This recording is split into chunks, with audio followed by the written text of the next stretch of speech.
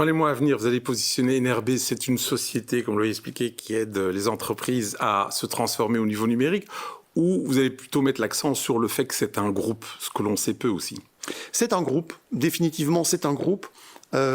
C'est important pour nous d'être reconnu comme un groupe qui à la fois travaille dans de très nombreux secteurs, aussi bien publics que privés, qui a une caractéristique spécifique, c'est un groupe belge, à capitaux belges, et donc qui maîtrise l'ensemble de son devenir et qui est aussi capable de créer de l'emploi sur le territoire belge.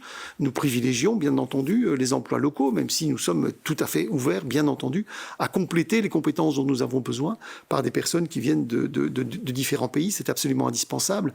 Mais donc, ces caractéristiques-là nous semblent importantes dans un monde relativement incertain. Mais pour cela, pour être crédible dans cette vision du monde et vision du business, il faut avoir les reins solides. Et c'est ce que nous nous sommes attelés à faire avec le conseil d'administration qui était renforcé par des membres indépendants qui nous ont apporté des compétences IT pures et qui nous challenge, évidemment, c'est bien normal, et en ayant aussi renforcé la structure d'NRB, en particulier son comité de direction, pour permettre d'être à la hauteur de cette ambition et à la hauteur de la taille que le groupe a atteint ces dernières années. On ne pilote pas une entreprise de 100 millions d'euros comme on pilote une entreprise qui a une ambition au-delà des 500 millions, comme j'en ai parlé tout à l'heure.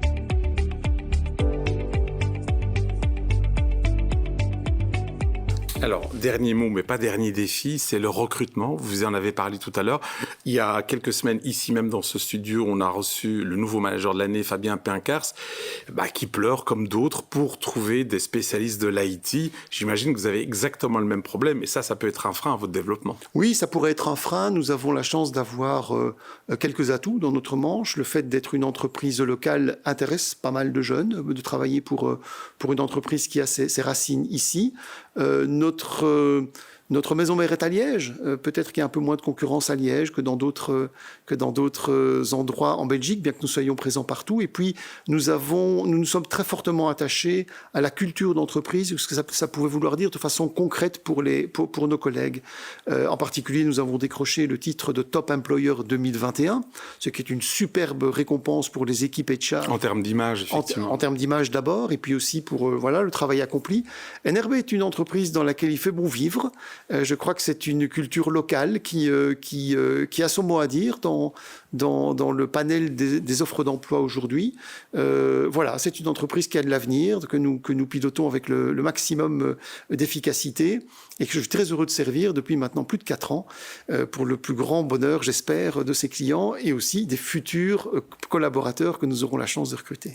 Merci Pascal Laffineur, merci pour ces explications. Je pense que maintenant les téléspectateurs comprennent un peu mieux ce qu'est NRB, ce que vous faites avec vos 3200 collaborateurs et notamment, on aura le plaisir de retrouver la semaine prochaine Thierry Geers, le patron de Google Belgique, qui parlera aussi évidemment de numérique puisqu'il vient de sortir un 2e livre où, comme vous, il essaye de réconcilier l'humain avec l'IT et surtout que le citoyen n'ait pas peur de l'IT.